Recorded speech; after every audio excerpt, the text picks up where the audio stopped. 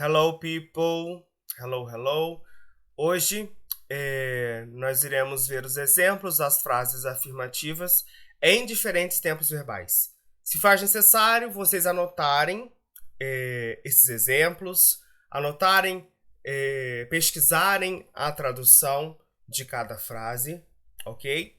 E também elaborar novas frases mediante a posição em que cada palavra é organizada na minha frase, ok? Para que isso fique mais claro cada vez mais, ok?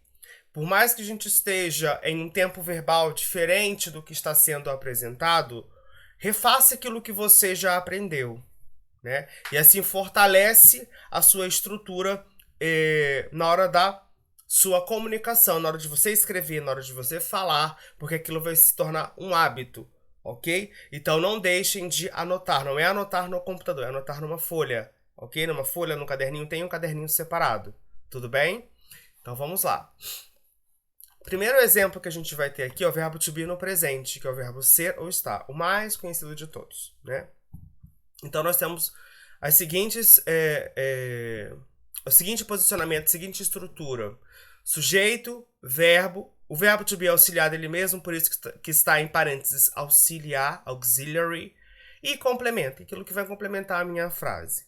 É necessário? Não, ok? Mas vai depender do meu contexto, tudo bem? Então vamos lá. I am beautiful, you are ugly, she is happy, he is tall, they are good, we are champions, it is right. Ok? Então, essa é a estrutura para o verbo to be no presente. Nós iremos ver também o present continuous, que eu também utilizo a mesma estrutura do verbo to be, ok? O sujeito relacionado ao verbo to be, né? Porém, present continuous, eu vou expressar uma coisa que está acontecendo neste momento. Eu estou falando, eu estou brincando, eu estou correndo. É esse o sentido do present continuous. E aí o meu verbo principal não é verbo to be, é qualquer outro verbo que não seja verbo to be. Verbo que vai expressar o quê? Uma ação. Porque se está acontecendo, acontece é uma ação, não é verdade? Então, eu vou acrescentar o que no final desse verbo para ter esse diferencial? ing.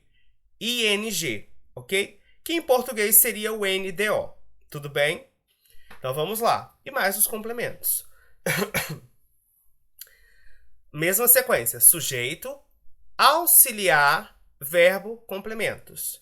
Eu só adicionei o auxiliar, que é o caso específico para o present continuous. Porém, se você reparar a sua estrutura de frases com o verbo to be, eu só acrescentei um verbo à frente do verbo to be. Porém, esse verbo à frente do verbo to be vem com ing. Ok? Ficou claro? Então vamos lá. I am working at the moment. You are dancing now. He is speaking Japanese. She is reading a book. It is ringing right now. You are watching a movie. We are swimming this moment. They are listening music. Ok, people? Então, vimos o present continuous, que é uma ação que está acontecendo neste momento. Continuando com o verbo to be. Porém, iremos ver agora o past of be, ou seja, o passado do verbo to be. Quem é o passado do verbo to be? Se verbo to be significa ser ou estar, no passado ele vai ser classificado como? Classificado não, ele vai ser traduzido como era ou estava. Tanto was, que é para singular, era ou estava, e were, era ou estava, se for para o you do singular, ou eram ou estavam, se for para o plural, ok? Então, o was e o were, ambos terão a tradução de era ou estava, ok? Então, se eu tenho I, terei na frente o quê? Was, you were. He was, she was, it was, you were, we were, they were. Em algum momento, a gente mudou a posição do was, do were, do when, do are numa frase afirmativa? Não. Eles permanecem no mesmo local. Local de quê? De verbo.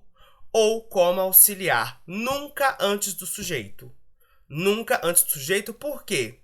Estamos falando de uma frase afirmativa.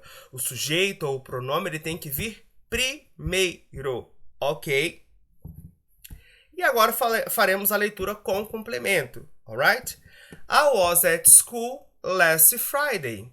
You were at the bank last Monday. He was at home last evening. She was at the movies yesterday. It was good. You were at the party last Sunday. We were on the traffic last afternoon. They were at the beach last summer. Ok, people? Lembrando que não esqueçam de fazer a tradução dessas frases que estamos vendo neste momento, ok? Então, vimos aqui verbo to be no presente, no present